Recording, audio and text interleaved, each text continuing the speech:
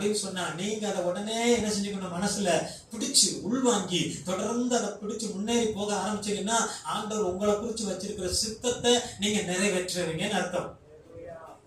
ஆமென்.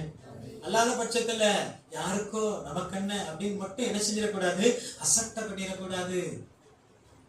தேவன் உங்களுடைய ஊழியத்தை புதுப்பிக்க விரும்புகிறார். மோசையை கர்த்தர் அழைச்சாரு. ஆண்டவர் அவனை முள்செடியில தரிசனமாகி ஊழியத்திற்கு, நான் அழைச்ச ஊழியத்திற்கு நீ இந்த இஸ்ரவேல் ஜனங்களை எகிப்து தேசத்துல அடிமைப்பட்டிருக்கிறவங்களை விடுதலை ஆக்கும்படி நீ வா அப்படின்னு கூப்பிட்டாரு. அவன் மறுத்தாலும் ஆண்டவருக்கு அப்புறம் கீழ்ப்படிஞ்சு போனான்.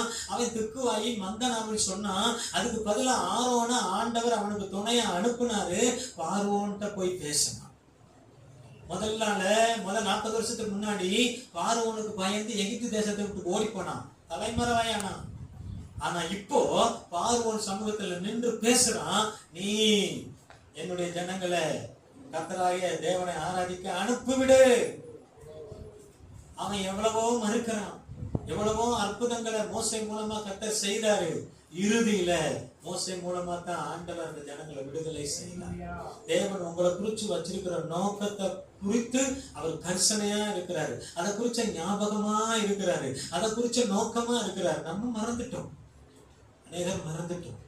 மறந்தவர்கள் எல்லாம் இன்றைக்கு நாம் என்ன செய்யப்படணும், புதுப்பிக்கப்படணும். தேவன் நமக்கு கொடுத்திருக்கிற அந்த அபிஷேகத்தை, தேவன் நமக்கு கொடுத்திருக்கிற அந்த கிருபையை, தேவன் நமக்கு கொடுத்திருக்கிற அந்த அழைப்பின் நோக்கத்தை நாம புரிந்து கொண்டு, ஆண்டவரே நீங்க என்னை எதற்கென்று அழைத்திருக்கிறீரோ அந்த நோக்கம் நிறைவேற என்னை அர்ப்பணிக்கிறேன் என்று என்ன செய்ய வேண்டும், அர்ப்பணித்து விசுவாசித்து ஜெபிக்க வேண்டும். மீண்டுமா அந்த அபிஷேகத்தை பெற்றுக்கொள்ள வேண்டும்.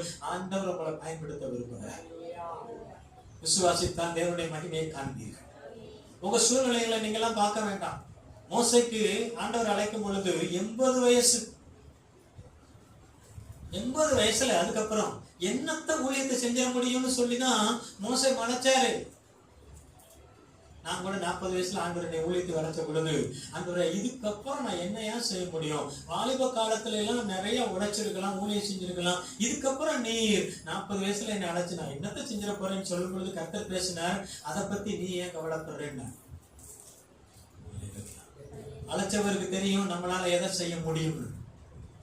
ஆமாவா இல்லையாங்க? அழைச்சவருக்கு தெரியும் நமக்குள்ள என்ன கிருபை கொடுத்து என்ன திறன் இருக்குது, எதை நாம இவங்களுக்கு கொடுத்தா இவங்க சரியா செய்வான்ற காரியம் ஆண்டவருக்கு தெரியும். அதனால நாம என்ன செய்ய வேண்டாம், நம்முடைய உடல் சூழ்நிலைகளையோ குடும்ப சூழ்நிலைகளையோ எதையுமே பார்க்க வேண்டாம். கர்த்தர் அழைச்சிட்டாரு, அனுப்பிட்டாருன்னா அதை நிறைவேற்றாம விடவே மாட்டாரு. 120 வயசு வரையில் ஊழியம் செஞ்சாரு மோசே. அவருக்கு என்ன செய்யல, கண்ணு பார்வை மங்களையா. சொல்லுங்க சொல்லுங்க.